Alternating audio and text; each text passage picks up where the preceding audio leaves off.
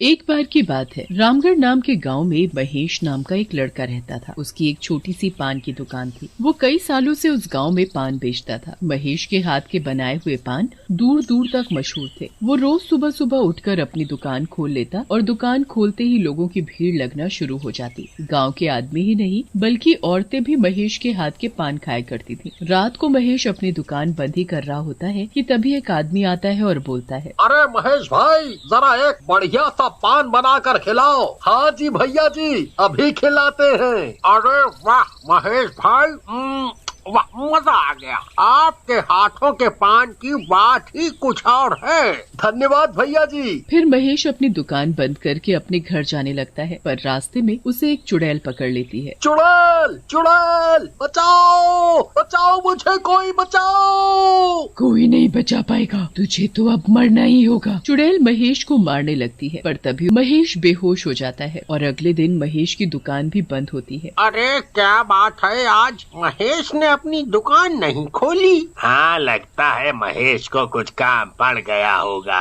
या फिर शायद उसकी तबीयत ठीक ना हो। अरे मतलब आज बिना पान खाए ही दिन की शुरुआत करनी पड़ेगी। पता नहीं अब आज का दिन कैसे निकलेगा। सब लोग दुकान पर आकर वापस चले जाते हैं। 3 दिन तक वो दुकान ऐसे ही बंद रहती है। फिर जब 3 दिन बाद वो दुकान खुलती है तो उसमें महेश की जगह एक औरत बैठी होती है। तभी 2 दोस्त वहाँ से गुजरते हैं और वो भी उस औरत को वहाँ देखकर थोड़ा हैरान हो जाते हैं। अरे ये महेश की दुकान में कौन औरत बैठी है? पता नहीं यार, चल जरा चल कर पूछते हैं। दोनों दोस्त उस औरत के पास जाकर उससे पूछते हैं, अरे ये दुकान तो महेश की है, आप यहाँ कैसे? मतलब आप कौन हो? मेरा नाम माया है और मैं महेश की पत्नी हूँ। उनकी तबीयत अचानक बहुत खराब हो गई थी, इसलिए मुझे दुकान खोलनी पड़ी। अच्छा, पर क्या आपको पान बनाना आता भी है? आप एक बार मेरे हाथ का पान खाकर तो देखो, फिर बताना। ऐसी बात है तो जरा बनाओ हम दोनों के लिए 2 पान। जी बस अभी देती हूँ। माया दोनों दोस्तों के लिए पान बनाने लगती है, पर उसमें कत्थे की जगह वो खून डालती है। उसके बाद वो एक एक पान दोनों दोस्तों को दे देती है। दोनों दोस्त जैसे ही पान खाते हैं तो माया से बोलते हैं,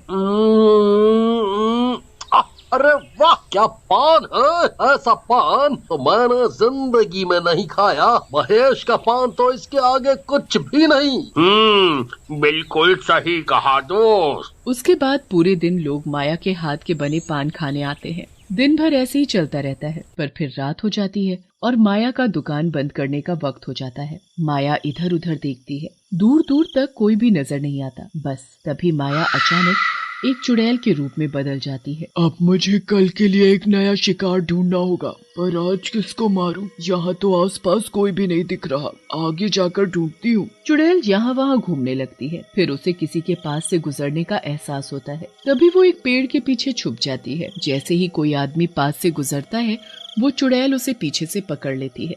छोड़ो छोड़ो, मुझे छोड़ो। कौन है? मैं हूँ तेरी मौत। कौन है? सामने आओ, सामने आओ। चुड़ैल उस आदमी की गर्दन पकड़कर सामने आकर खड़ी हो जाती है। चुड़ैल, छोड़ो मुझे जाने दो मुझे। ऐसे कैसे जाने दो? आज तो इतनी मुश्किल से मुझे अपना शिकार मिला है। बहुत इंतजार करना पड़ा मुझे। शिकार? कौन शिकार? अरे ओ पागल आदमी, तेरी गर्दन पकड़कर खड़ी हूँ तो तू ही हुआ ना मेरा शिकार। आज तो मैं तुझे ही मारूंगी। मैं? तुम ऐसा क्यों कर रही हो? आखिर मुझे क्यों मारना चाहती हो?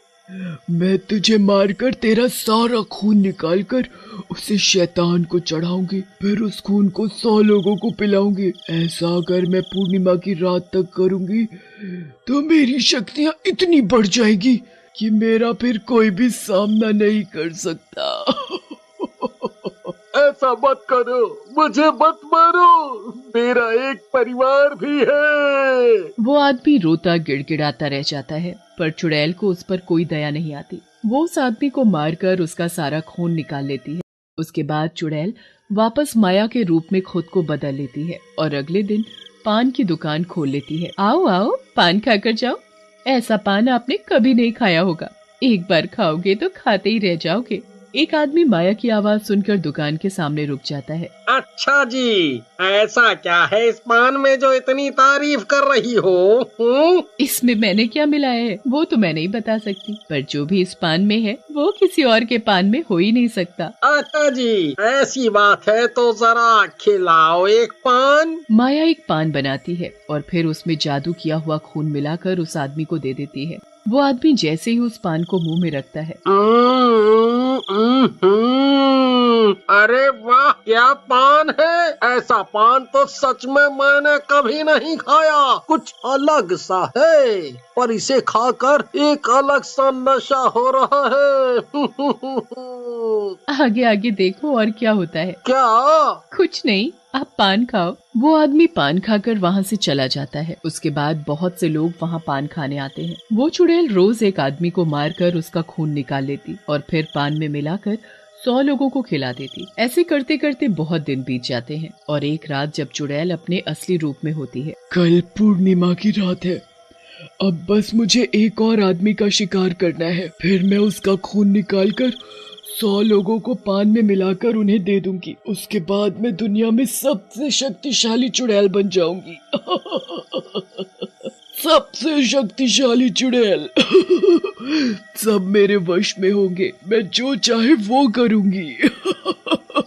चुड़ैल रोज की तरह एक आदमी की तलाश में निकल जाती है। वो इधर उधर छुप छुप कर किसी आदमी के आने का इंतजार करने लगती है और बहुत देर इंतजार करने के बाद उसे एक आदमी आता हुआ दिखता है। मिल गया मुझे अपना शिकार।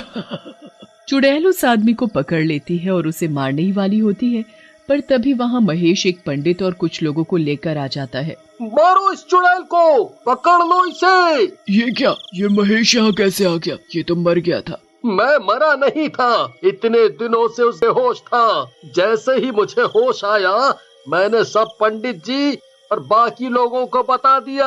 अब तू बच नहीं पाएगी। हाँ। लोग आग लेकर चुड़ैल के पास बढ़ने लगते हैं। चुड़ैल को कुछ समझ नहीं आता कि वो क्या करे। जब तक वो लोग उस चुड़ैल को पकड़ते, वो चुड़ैल उस आदमी को वहीं छोड़कर वहाँ से गायब हो जाती है। अरे ये क्या हो गया? अब क्या करें भैया, ये चुड़ैल तो गायब हो गई।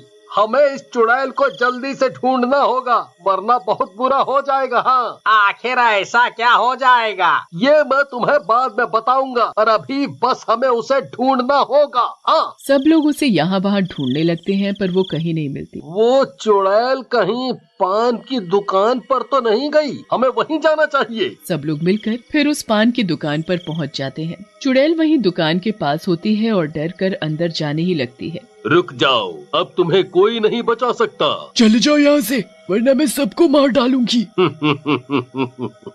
देखता हूँ कि कौन किसे मारेगा। आखिरी बार बोल रही हूँ, जाओ यहाँ से, वरना अच्छा नहीं होगा। तुम लोग सब पीछे हट जाओ, इसे तो मैं देखता हूँ। पंडित अपने झोले से एक डंडी निकालता है और उस पर मंत्र पढ़ने लगता है। उसके बाद वो उस डंडी से दुकान और चुड़ैल के चारों तरफ घेरा बना देता है। अब तुम हमारा कुछ भी नहीं कर सकती, अब तुम्हें मरना ही होगा। नहीं, मुझे कोई नहीं मार सकता। मुझे दुनिया की सबसे शक्तिशाली चुड़ैल बनना है। वो तो अब नामुमकिन है।